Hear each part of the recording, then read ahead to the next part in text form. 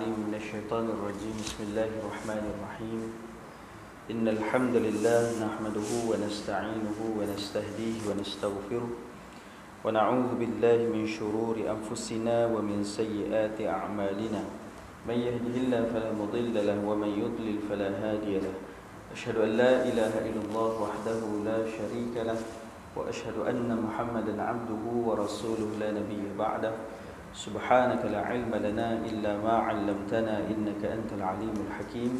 اللهم فقهنا في الدين وعلمنا التأويل. أما بعد، أحبتي في الله، السلام عليكم ورحمة الله وبركاته. Alhamdulillah, alhamdulillah, puji dan syukur kepada Allah Subhanahu wa taala. Selawat dan salam ke atas Nabi Muhammad sallallahu alaihi wasallam, warga Nabi, para sahabat, para tabi'in, tabi'in dan seterusnya semua yang mengikuti Nabi sampai ke hari kiamat. Juga dikasihi yang dimuliakan kepada para alim ulama, tuan-tuan guru, para asatiza, sahabat fadilah, tuan imam dan bilal serta seluruh tuan kuasa masjid, para jemaah dikasihi dan dimuliakan Allah Subhanahu wa taala. Jadi alhamdulillah dapat sama-sama kita berhimpun pada pagi ini. Kita berdoa semoga Allah Subhanahu wa taala memberkati pertemuan kita, melimpahkan rahmat pada diri kita insya-Allah. Saya doakan semoga kita semua mendapat perlindungan daripada Allah Subhanahu wa taala, antaranya daripada wabak penyakit COVID-19 ini dan juga semua wabak yang lain. A'udzubillahi min dzalik.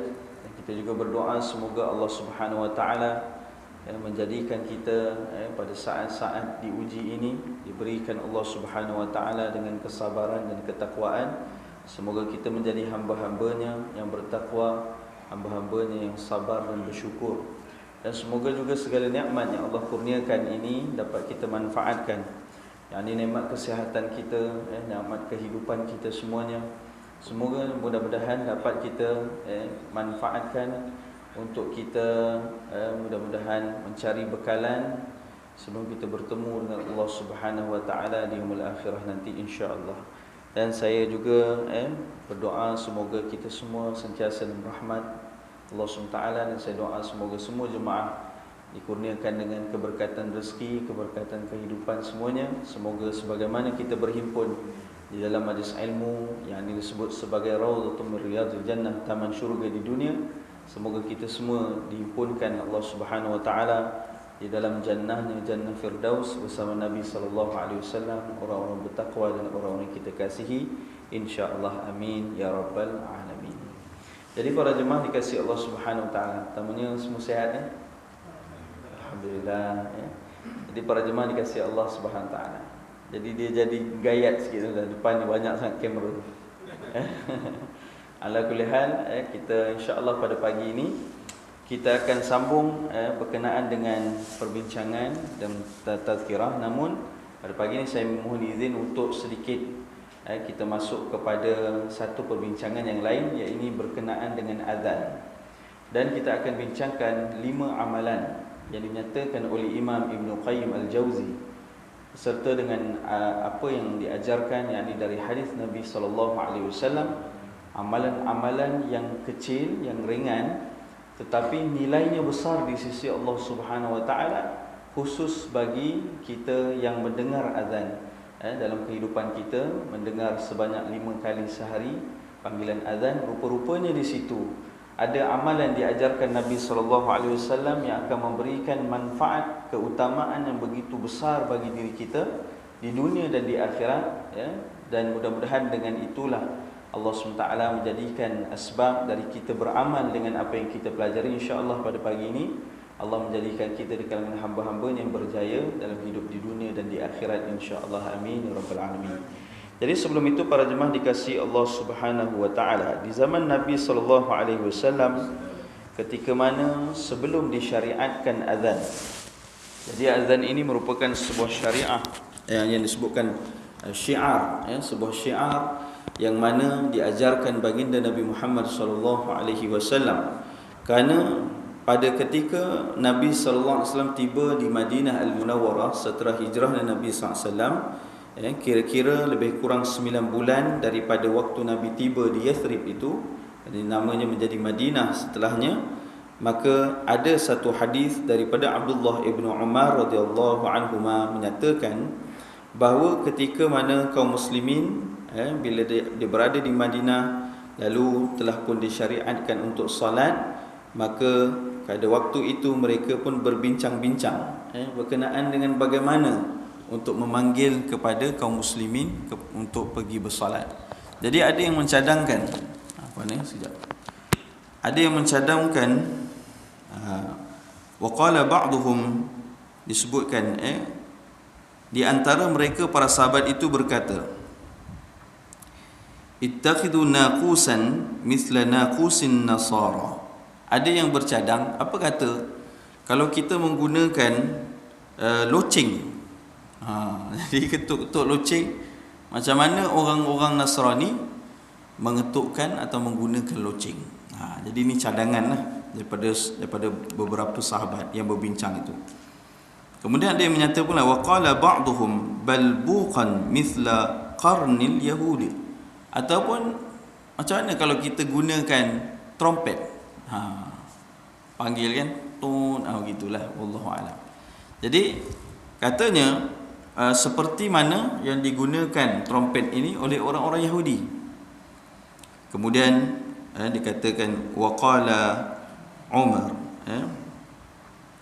ketika itu lalu Umar pun berkata, dan pada saat mereka ni berbincang, kerana mereka ni berbincang-bincang, ketika itu waqala Umar awalan tab'athuna rajulan yunadi bis-salah. Apa kata kalau bukankah lebih baik kalaulah kita ni panggil dengan suara orang, begitulah, dengan kita memanggil orang kepada mengajak kepada salah. Lalu Nabi SAW pun bersabda, waqala Rasulullah SAW, ya Bilal qum fanadi bis-salah. Nabi pilih Bilal bin Rabah, maka Nabi kata, wahai Bilal, bangunlah dan panggillah manusia kepada salah, yakni azan. Maka ini adalah hadis yang diriwayatkan daripada Bukhari dan Muslim, yang menunjukkan itulah awal-awalnya yang disebut sebagai syariat azan itu dimulakan. Maka di antaranya muazzin Nabi SAW adalah Bilal bin Rabah dan juga Abdullah bin Ummi Maktum. Maka daripada azan inilah bermulanya syiar. Maka sebab itu ia adalah syiar yang memanggil manusia kepada Allah Subhanahu Wa Taala. Maka yang pertamanya, ia tidak boleh dibuat main-main. Contohnya nak buat seorang Allahu Akbar, seorang lagi Allahu Akbar, dia tak boleh. Dia ada syiar dia ada syarat dia kena ada disiplinnya. Maka kerana ia juga adalah syiar yang besar dalam agama, maka orang yang azan ini terdapat banyak hadis-hadis Nabi SAW yang menceritakan tentang kelebihan seorang yang melaungkan azan, iaitulah muazzin. Maka Nabi SAW pernah menceritakan bagaimana terdapatnya hadis-hadis yang besar yang menyatakan tentang kelebihan seorang yang melaungkan azan. Antaranya sebuah hadis daripada Abu Sa'id Al-Khudri radhiyallahu anhu berkata bahawa Nabi SAW bersabda, la yasma'u mada sautil muadzin jinnun wala insun wala ins illa wala syai'un illa syahida lahu yaumal qiyamah. Kata Nabi SAW, tidak ada suara azan yang mana dikumandangkan maka didengari oleh jin, didengari oleh manusia ataupun segala sesuatu, melainkan semua itu akan menjadi saksi pada hari kiamat nanti.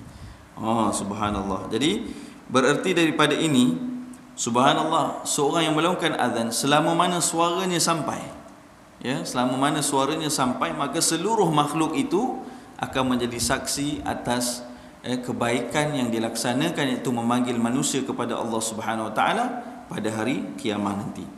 Lalu diceritakan juga satu hadis yang lain daripada Abu Daud Ibnu Majah yang menyatakan bahawa Nabi SAW memberitahu bahawa seorang muazzin itu daripada suaranya akan diberikan keampunan daripada Allah Subhanahu Wa Taala, dan juga segala yang basah maupun yang kering akan menjadi saksi baginya pada hari kiamat nanti. Allahu Akbar. Ini yang pertama antara yang Nabi sebutkan tentang kelebihan seorang melaungkan azan. Lalu terdapat hadis yang lain pula daripada Abu Hurairah radhiyallahu anhu, Nabi SAW bersabda, "Lau ya'lamun nasu ma fin nida' wasafil awal thumma lam yajidu illa ayyastahimu alaihi la yastahamu. Kata Nabi SAW dalam sebuah hadis daripada riwayat Bukhari dan Muslim, hadis yang kita bacakan ini, kata Nabi SAW, seandainya seorang tu tahu bagaimana kelebihan, keutamaan azan dan juga saf yang pertama, kemudian mereka ini akan merebutkannya dan mereka akan pasti mengebutnya dengan mengundi. Tuan-tuan, maksudnya Nabi kata, kalaulah orang tahu kelebihan orang yang azan ni dan juga berada pada saf pertama, mereka akan berebut dan mereka akan buat undian, siapa yang akan dipilih untuk menjalankan amanah itu atau untuk mendapat tempat itu. Subhanallah. Jadi ini hadis yang riwayat Bukhari dan Muslim. Lalu subhanallah, Nabi SAW juga menceritakan pada hari akhirat nanti dalam hadis daripada Muawiyah bin Abi Sufyan radhiyallahu anhu, bagaimana nanti di yaumul akhirah muazzin ini akan dibangkitkan dengan disebutkan a'naqan, atwalun nasi a'naqan, manusia yang dipanjangkan lehernya kerana kemuliaan ataupun diberikan ketinggian yang luar biasa pada yaumul akhirah. Kerana itulah kata para ulama bahawa itu bermaksud, ditafsirkan para ulama bahawa ia menjadi orang yang paling terlihat banyak mendapat pahalanya di yaumul akhirah. Jadi macam kita kan, jalan sebuah tempat semuanya sama ketinggian, tapi ada seorang yang lebih tinggi daripada semua yang lain, pasti dia menjadi perhatian. Lalu kata para ulama yang mentafsirkan hadis ini bahawa dia akan terlihat begitu banyaknya pahalanya di yaumul akhirah. Itulah kelebihan seorang yang azan ketika hidup di dunia. Jadi hari ini semua nak azan, betul tak tuan? Kalau boleh, boleh tak muazzin ni? Nanti kita tambahkan jumlah bilal. Jadi subhanallah tuan-tuan dirahmati Allah Taala, dan hal yang sama pernah berlaku di zaman Nabi SAW. Ada sahabat mengadu pada Rasulullah, ya Rasulullah, banyaknya pahala seorang yang azan, banyaknya hasanah yang dia dapat, banyaknya kemuliaan yang dia akan dapat di hari akhirat nanti. Lalu kami ni macam mana nak dapat macam Bilal ni? Macam mana kami nak dapat macam Abdullah bin Ummi Maktum ni? Kerana muazzin Nabi antaranya dua orang ni. Ada yang lain, tapi yang ni yang paling famous lah tuan-tuan. Abdullah bin Ummi Maktum dan juga Bilal bin Rabah. Jadi kemuliaannya itu Allah Ta'ala berikan sampai hari ini tuan-tuan. Orang yang azan jarang dipanggil dia muazzin. Dipanggil dia apa? Bilal. Bilal tu nama sahabat tuan-tuan. Tapi sampai masjid pun tulis bilik Bilal. Bilal dah lama dah wafat tuan-tuan, tapi namanya masih digunakan sampai hari akhirat nanti. Kerana orang kenali siapa yang azan itu, dipanggil sebagai Bilal kerana kemuliaannya. Subhanallah, nama dia tu Allah muliakan sampai yaumul akhirah. Jadi bayangkan tuan-tuan, bagaimana ketakwaan pada Allah pada saat manusia pun bukan semua yang kenal dia, tapi hari ini siapa tak kenal Bilal bin Rabah? Allah muliakan dia kerana ketakwaan dia kepada Allah dan kerana dia membantu perjuangan Nabi SAW. Maka para jemaah dikasihi Allah Subhanahu wa taala. Oleh sebab demikian, ramai sahabat-sahabat pun bertanya kepada Rasulullah SAW, macam mana nak dapat kelebihan seperti muazzin? Sedangkan muazzin ini mungkin dalam satu masjid seorang, dua orang, paling ramai pun mungkin 3 atau 4 orang kan. Jadi yang lain bagaimana? Maka Nabi SAW pun mengajarkan kepada kita bagaimana mendapatkan pahala dan kemuliaan seperti Bilal, seperti muazzin di yaumul akhirah nanti. Jadi kita akan sebutkan beberapa hadis Nabi SAW yang menceritakan tentang hal ini. Baik. Yang pertama, itulah kisah yang bermulanya kepada hadis Abdullah bin Amr al-As bin al-As radhiyallahu anhu, bahawa dia mendengar Nabi SAW bersabda. Setelah ada orang yang bertanya kepada Rasulullah, sahabat yang bertanya, macam mana nak dapat ni Rasulullah? Lalu Nabi pun menceritakan bagaimana mendapatkan hasanah, kelebihan, keutamaan seperti seorang muazzin. Lalu Nabi menyatakan, "Idza sami'tumul muazzin," bila kamu mendengar muazzin melaungkan azan, Allahu akbar, Allahu akbar, kan? Apa nak buat? Wa qulu mithla ma yaqul, maka kamu sebutkan seperti mana dia menyebutkan, iaitu jawab azan. Maka kalau muazzin sebut Allahu akbar, Allahu akbar, kita pun jawab Allahu akbar, Allahu akbar. Begitu juga seterusnya sampailah hayya 'alas salah, kita pun jawab la haula wala quwwata illa billahil aliyil azim. Itu adalah sunnah Nabi sallallahu alaihi wasallam yang besar. Dan manfaatnya apa? Kamu akan dapat seperti muadzin. Masya-Allah tuan-tuan. Betapa sayangnya bila ramai kadang-kala mendengar azan tapi tak menjawab azan. Kemudian dia tak ada rasa apa-apa pun, dia biar azan tu berlepas begitu saja. Sedangkan ada amalan besar yang 5 disebutkan Imam Ibn Qayyim Jauzi ini dalam kitabnya yang menceritakan tentang hadis-hadis Nabi, menceritakan tentang kelebihan ibadah ketika azan atau amalan ketika azan. Jadi yang pertama kata Nabi SAW, jawablah azan tersebut, sebutkan seperti mana dia menyebutkannya, yakni muazzin. Baik. Dalam hadis yang sama, thumma sallu alayya fa innahu man salla alayya salatan sallallahu alaihi biha ashran. Kata Nabi SAW yang kedua, setelah kamu dengar azan, berselawatlah kepadaku. Yakni sebutlah yang mudah, Allahumma salli ala sayyidina Muhammad wa ala alihi wa sahbihi wa barik wa sallim, ataupun bagaimana yang tuan-tuan ingin sebutkan, sallallahu alaihi wasallam ke, ataupun tuan-tuan ada masa sebutkan salawat yang baik itu, salawat yang panjang, antaranya salawat pada ketika tahiyat itu, tahiyat akhir. Jadi boleh disebutkan mana-mana, yang ringkas, yang mana mampu, tapi berselawatlah kepada Nabi SAW. Kenapa? Kata Nabi SAW, siapa yang berselawat kepadaku, maka Allah akan berselawat kepadanya 10 kali.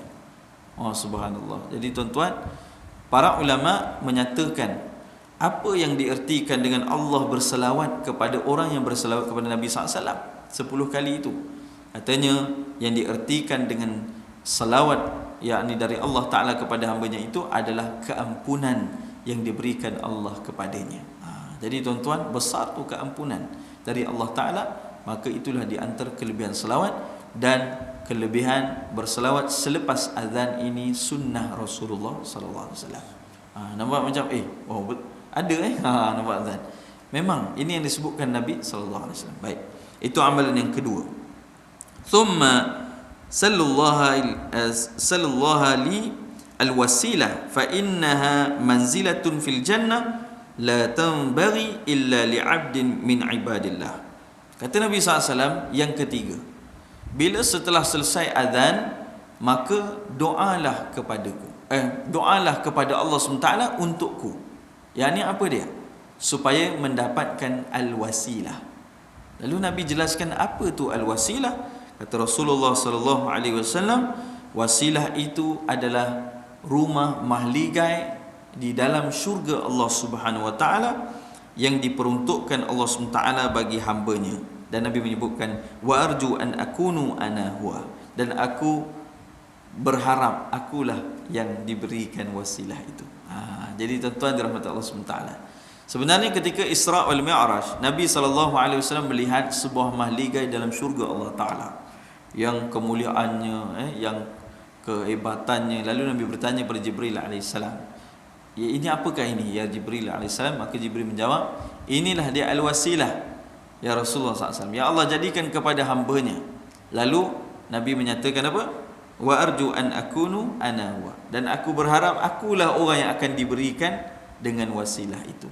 Jadi kalaulah Nabi SAW menyukai sesuatu, tentulah kita sebagai umat Nabi SAW yang sayang kepada Rasulullah, yang cinta kepada Rasulullah SAW, sekurang-kurangnya walaupun kita tak dapat khidmat kepada Rasulullah SAW kerana Rasulullah telah wafat, jadi kita jadikan doa ni sebagai amalan kebiasaan kita untuk Allah Ta'ala mudah-mudahan memberikannya kepada baginda Rasulullah SAW kerana Nabi menyukainya.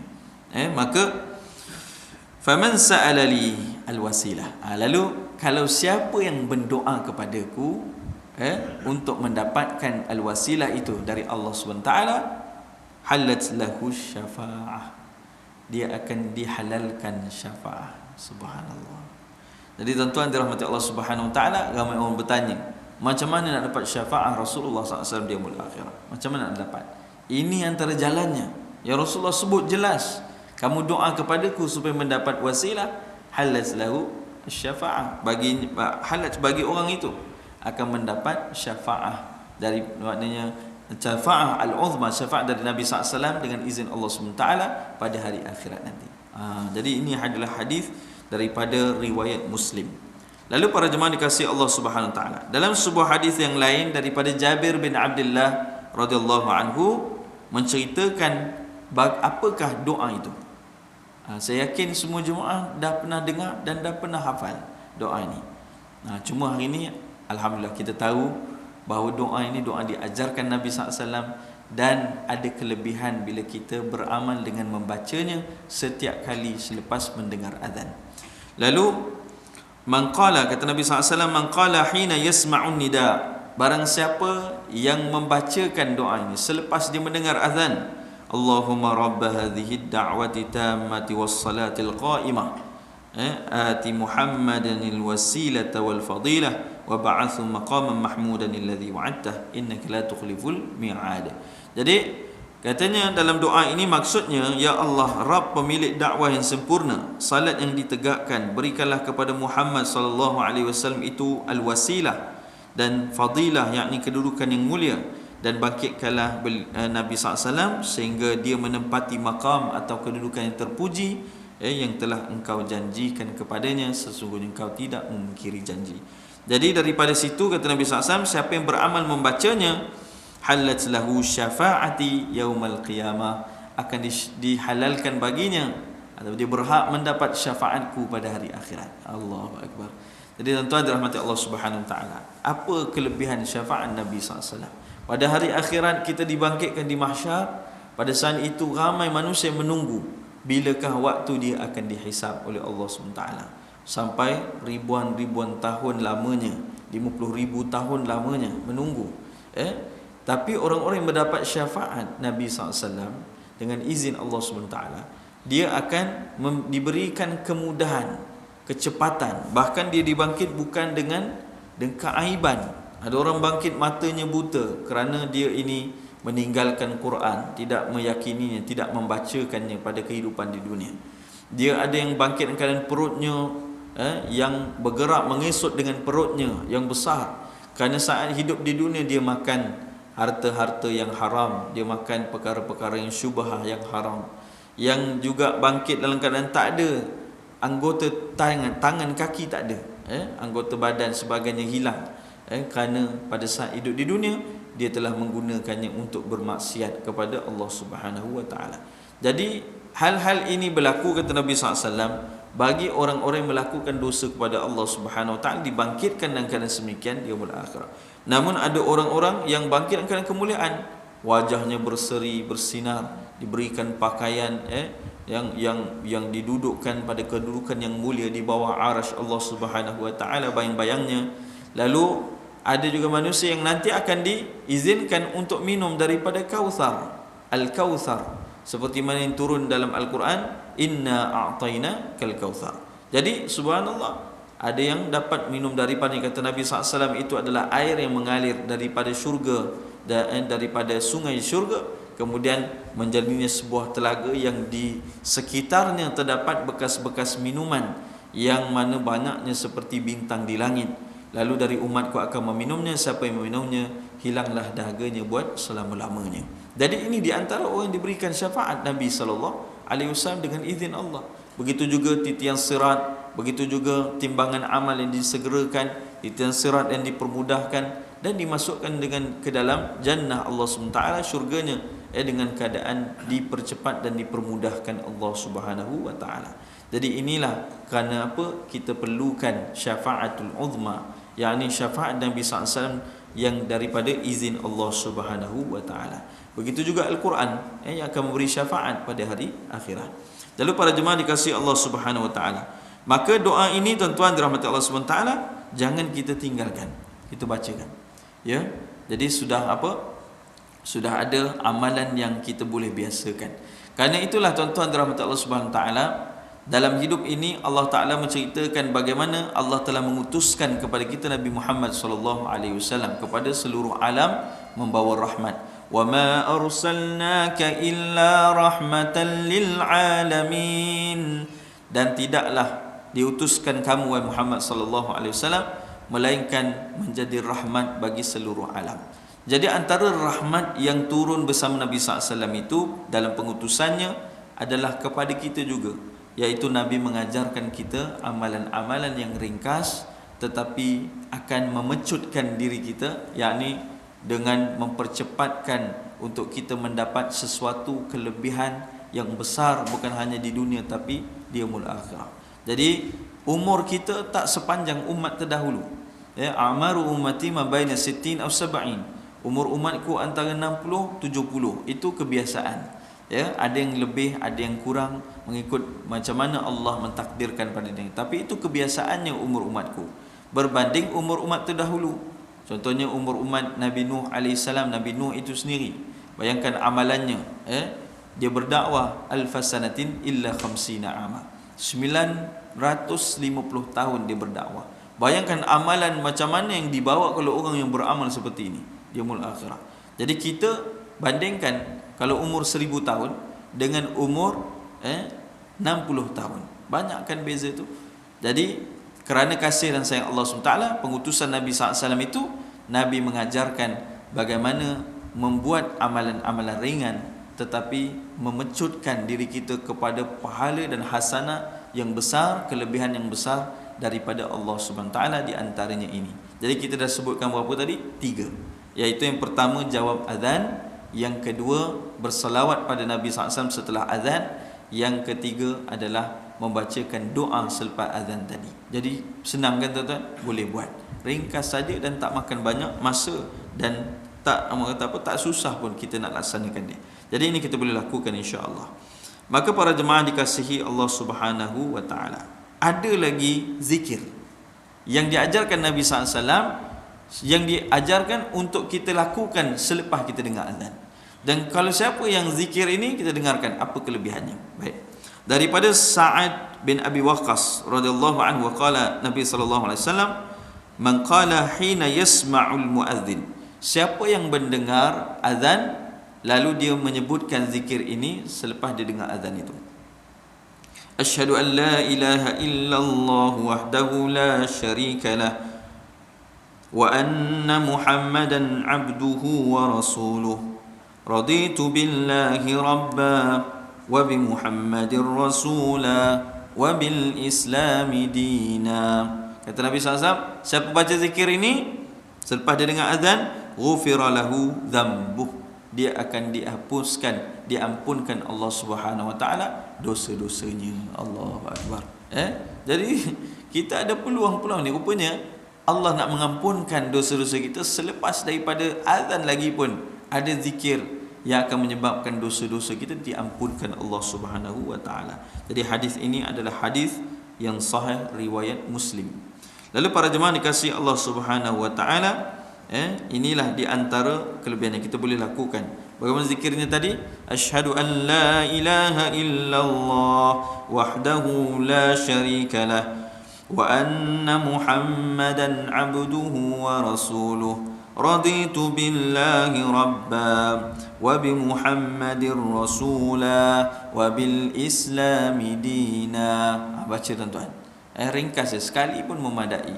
Dan dengan bacanya zikir ini, katanya Nabi SAW, ghufira lahu dhanbuhu, orang yang baca itu dia akan diampunkan dosa-dosanya daripada Allah Subhanahu wa taala. Masya-Allah tuan-tuan dirahmati Allah Subhanahu wa taala. Jadi ini amalan yang keempat, iaitu berzikir dengan menyebutkan zikir yang diajarkan Nabi sallallahu alaihi wasallam.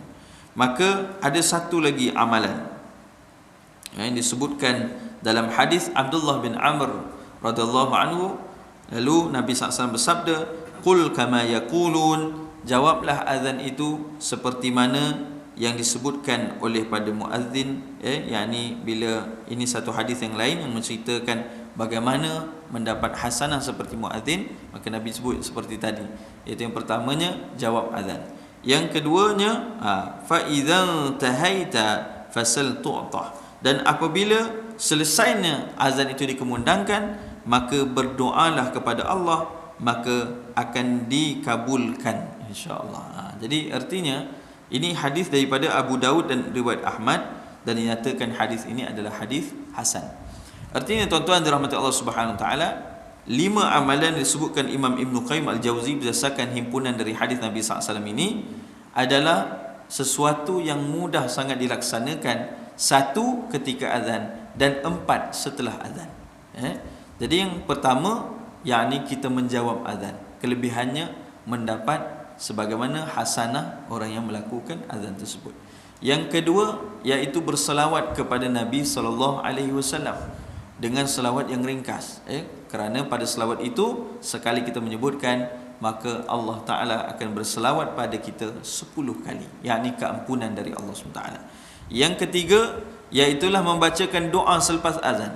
Allahumma rabba hadhihi da'wati tammah wassalatil qa'imah, sampailah kepada yakni akhir kepada doa itu, maka innaka la tukhliful mi'ad, maka di situ akan diberikan Allah Subhanahu wa taala dengan izinnya, iaitu syafaat daripada baginda Nabi Muhammad sallallahu alaihi wasallam pada hari akhirat. Dan yang seterusnya, yang keempat. Yang keempat itu adalah apa dia? Iaitu berzikir pada Allah SWT dengan zikir yang ringkas. Seperti yang kita sebutkan tadi, ya, subhanallah, akan diampunkan dosa-dosa Allah daripada Allah Subhanahu wa taala. Dan seterusnya terakhir itu, iaitu doalah dengan apa-apa jua doa. Doalah dengan apa-apa jua doa, kerana doa itu akan dimakbulkan Allah Subhanahu wa taala. Jadi subhanallah tuan-tuan, dengan azan saja kita dapat 5 kelebihan yang banyak di sisi Allah Subhanahu wa taala kalau kita mengetahui dan kalau kita beramal dengannya. Jadi selepas ni tuan-tuan, bila balik haji-haji sekalian, ceritakan pula pada zuriat kita, pada cucu kita, pada orang lainnya, artinya supaya mereka juga beramal. Dan bila kita pula sampaikan, tuan-tuan dirahmati Allah SWT, man da'a ila huda kana lahu minal ajr mithlu ujuri man tabi'a. Kata Nabi SAW, siapa yang mengajak manusia kepada kebaikan, siapa yang mengajak manusia kepada Allah Subhanahu wa taala, artinya lalu dia akan mendapat pahala seperti mana orang yang dia ajak itu melaksanakannya. Jadi tuan-tuan ajak 5, mereka amal, kemudiannya pahala yang amalan itu akan sampai kepada tuan-tuan dan perempuan sekalian dan tidak mengurangkan pahala mereka. Jadi subhanallah, tuan-tuan dah mendapat 2-3 kali ganda. Dan sebab itulah tuan-tuan rahmatullah SWT, saya harap tuan-tuan dapat beramal dengan 5 daripada amalan ini. Kalau tak mampu semua pun, buatlah beberapa daripadanya dan istiqamah. Yang terus dan terus semakin diperbaiki dan semakin diperbaguskan. Maka sebab itu para jemaah dikasihi Allah Subhanahu taala, ada para ulama yang membincangkan doa apa yang kita nak mohon pada Allah setelah azan. Kan yang terakhir tu Nabi sebut doa akan dimakbulkan Allah Subhanahu taala. Doa apa yang kita nak minta? Ramai orang akan minta macam-macam lah, ya. Hajat ini, hajat itu, tafadhal, tak ada menjadi masalah. Tetapi apa doa yang sebaiknya? Yang ni para ulama kita menyebutkan, iaitulah mohon 2 perkara. 2 je. Nak sebut yang lain, tafadhal, tak ada masalah. Kerana 2 ini ada kaitannya dengan ibadah yang kita akan laksanakan selepas salat itu. Apa dia? Selepas daripada azan itu. Apa dia? Salat. Kita akan melaksanakan salat. Jadi azan tadi syiar mengajak manusia kepada Allah SWT, yakni mendirikan kewajipan salat. Maka doalah sesuatu yang memberikan manfaat kepada kita dengan ibadah yang kita akan laksanakan ini, iaitu salat. Jadi apa yang kita nak doakan? Kata para ulama, yang pertama sekali mohon pada Allah supaya Allah memberikan kekhusyukan di dalam salat kita. Ni tuan-tuan dirahmati Allah SWT. Bila kita mendirikan salat, kita melaksanakan salat itu, kita ingin yang sebaik-baiknya kerana kita menghadap Allah Subhanahu wa taala, dan itu kewajipan. Maka untuk menjadikan salat itu sempurna, baik, kita perlu berusaha untuk menjadikan setiap daripada rukun-rukunnya adalah yang kita laksanakan adalah yang terbaik. Apa rukunnya? Rukun-rukun qauli, rukun-rukun bacaan kita. Yang kedua, rukun-rukun fi'li, rukun-rukun perbuatan, qiyam, rukuk, dan sebagainya.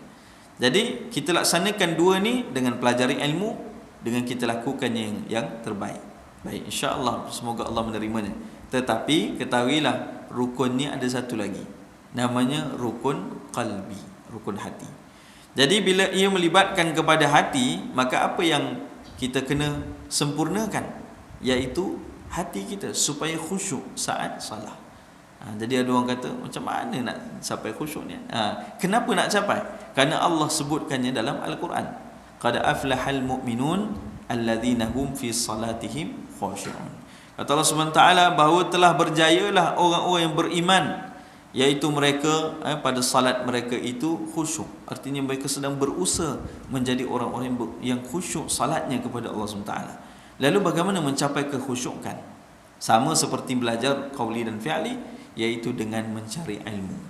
Maka dengan ilmu itulah kita akan insya-Allah mencapai kekhusyukan. Seperti mana diajarkan oleh Imam Ghazali rahimallahu taala, dia menyatakan di antara jalan pertama menuju kekhusyukan adalah memahami bacaan-bacaan di dalam solat. Itu kita kena buat, tuan-tuan. Jadi sekurang-kurangnya kita faham apa yang kita bacakan ketika solat, itu pun memadai.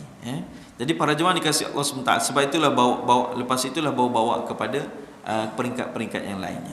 Ala kulli hal, kekhusyukan ini walaupun telah dipelajari, kadang-kala masih belum didapati, kerana ia adalah rezeki daripada Allah Subhanahu Wa Taala. Maka sebab demikian, pada setelah azan, setelah kita doa dan kita zikir yang lain tu, doalah, ya Allah, selepas ini aku akan dirikan salah, ya Allah. Ya Allah, berikanlah rezeki padaku mencapai kekhusyukan, ya Allah. Mencapai kekhusyukan. Kadang-kadang orang dia tahu pun dia tak mampu khusyuk juga, tuan-tuan, kerana dia tidak direzekikan. Lalu kita minta, ya Allah, rezekikan padaku mendapat kekhusyukan pada salatku. Kenapa? Kerana aku nak berjaya di sisimu. Kan Allah sebut qad aflahal mu'minun. Orang yang beriman, dia berjaya ni, telah berjaya ni siapa? Orang yang berusaha dan mencapai kekhusyukannya ketika salat. Jadi kita minta kekhusyukan daripada Allah Subhanahu Wa Taala. Ya Allah, berikanlah aku kekhusyukan dalam salatku. Tak kiralah sepatutnya salat qabliyah, salat sunat qabliyah, kemudian salat yang wajibnya, kemudian salat sunat ba'diyah. Minta kepada Allah, berikan kekhusyukan di dalam salatku. Baik, ini yang pertama. Yang kedua, katanya para ulama, minta apa yang kedua? Minta Allah kurniakan keikhlasan dalam jiwa kita. Ikhlas. Kerana ikhlas ni, tuan-tuan, apa artinya ikhlas? Sebenarnya kita telah bacakan setiap kali di awal solat kita, pada doa iftitah. Apa kita baca? Inna salati wa nusuki wa mahyaya wa mamati lillahi rabbil alamin. Itulah mukhlisina lahuddin, orang-orang yang ikhlas di dalam agamanya, iaitu sesungguhnya salatku ini, ya Allah, ibadahku semuanya, baik pekerjaanku, baik apa makan dan minumku, baik apa juga aktiviti kehidupan kita ni, jadi ibadah kan, kalau kita buat kerana Allah SWT, kecuali yang melanggar perintahnya atau melanggar kepada apa yang dihalalkan Allah SWT. Jadi sesungguhnya salatku, ibadahku, nusuk, wa mahyaya wa mamati, kehidupanku dan kematianku, lillahi rabbil alamin, hanya untuk